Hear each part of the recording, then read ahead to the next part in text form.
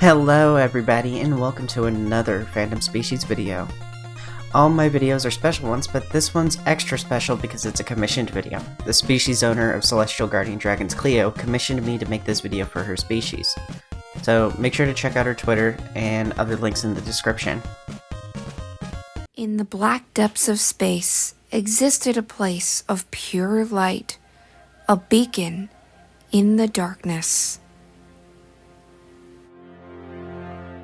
Protecting this holy place was the Great Mother of Light, who created everything in this realm, including the dragons made of pure starlight and light from her own very core. Yet no matter how holy of a place, darkness will seek to find a foothold. A being known as the Shapeshifter saw this beacon of light and wanted its power for his own. Kind of funny that they came to me for a video after that opener, huh? It seems like they've got the video thing kind of, nailed. If you want to see the rest of the video, I linked it in the description, as well as a few other links to the rest of Cleo's stuff. It's a very well put together video, and you can tell she's clearly passionate about it by the line delivery. Here's an abridged version, but you should really watch the owner's lore video after you're done watching this video, and maybe leave her a thank you or say something nice about her video there. The lore.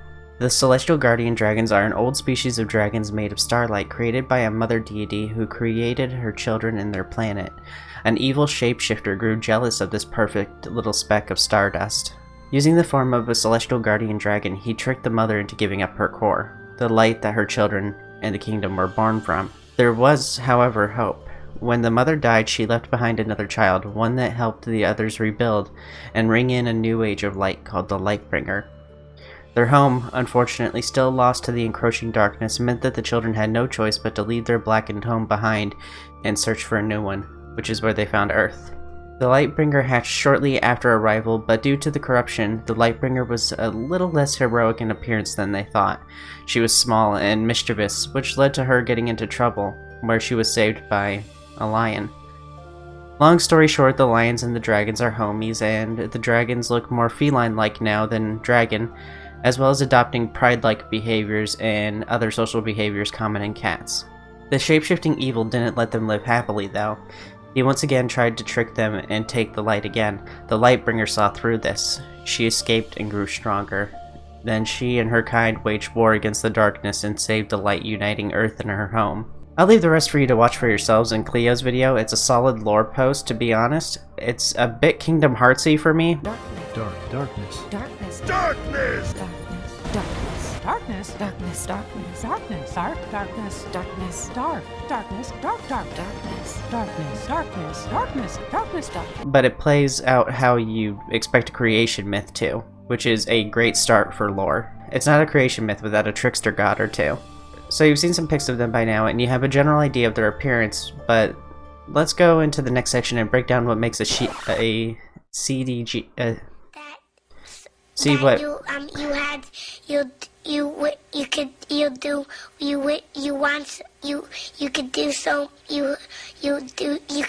you've seen some pics of them by now, and you have a general idea of their appearance, but let's go into the next section and break down what makes a CGD. Variants. There are two variants, the dragon form and the feline dragon form. Like Protogen, these are based on rarity, but unlike Protogen, there's no limitations on who can have rare ones. They are very different from each other, but they do have some shared anatomy. The first being that they are both fully formed, horns that function as ears, wings, a lion-like tuft of fur on the end of the tail, and claw paws, which are claws that work like paws. The ear horns probably stood out to you first. I haven't seen a species do something like this. They each have two sets of horns, a big pair up top and a small pair below them. The horns are able to be manipulated similarly to how some species may move their ears in order to communicate emotion. They're also able to pick up sound and can be used in self-defense. Each horn has a unique kind of fur on them that can harden and soften at will, allowing them to either harden and be used defensively, or soften and pick up sound and other vibrations around them, delivering the vibration to the ear hole hidden at the base of each horn. It's interesting, and it's a unique application I haven't seen before, and it's not entirely impossible either. There are lots of animals that detect vibration and turn it into sound in similar ways. The claw paws are what you would expect. Similar to how wicker beasts use claws as digits, CGDs do that too, but as paws. Now here's where they differ. The original Celestial Guardian Dragons are called version 1. These are the ones from the home planet. They're much more dragon-like, with a large stature and musculature. Thicker tails, sharp claws, pointier horns and snout. They also lack manes and have a longer neck. The underside of the feathered wings have a more traditional draconic bat-like wing underneath. As you can see, these ones are still quadrupedal, but are much more reptilian in many aspects.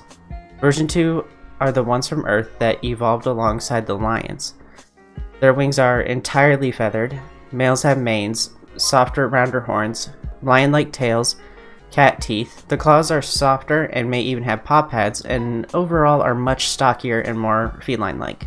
The behaviors of V2s are much more feline-like, mimicking a lot of the behaviors commonly found in big cats such as prides and pack behaviors.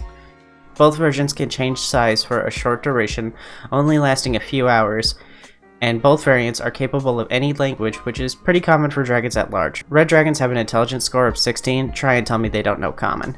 The rules for creating this species are just as simple as that too. Follow along with one of the diagrams and that's it. No approval method is needed, and there isn't any restricted access to the rare variant, it's just for the sake of lore. Birth and death. When born, baby CGDs have their full-size ear horns and they're very floppy and goofy, and they usually grow into them by adulthood. As you've guessed, Celestial Guardian Dragons can't actually die. They're immortal, unless they choose to give up the core of light that makes up their being.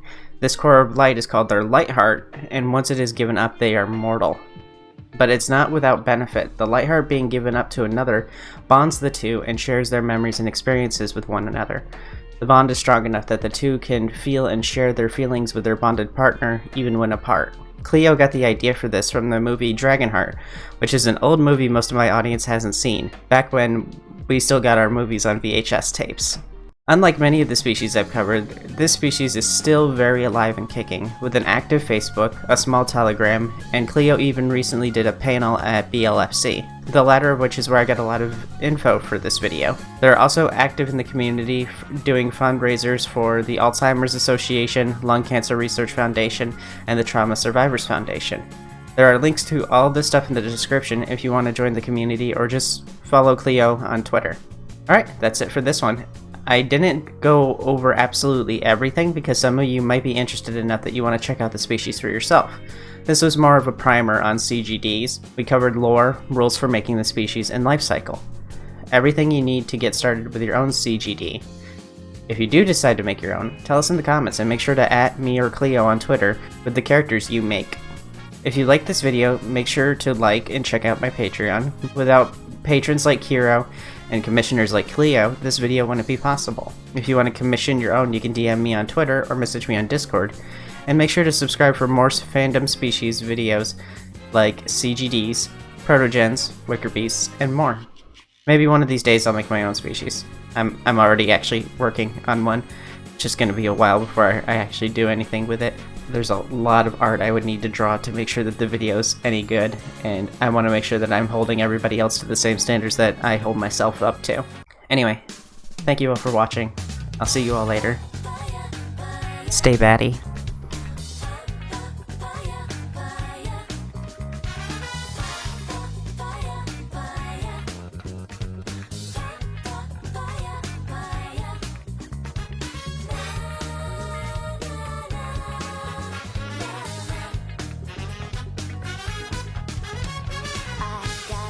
Map and show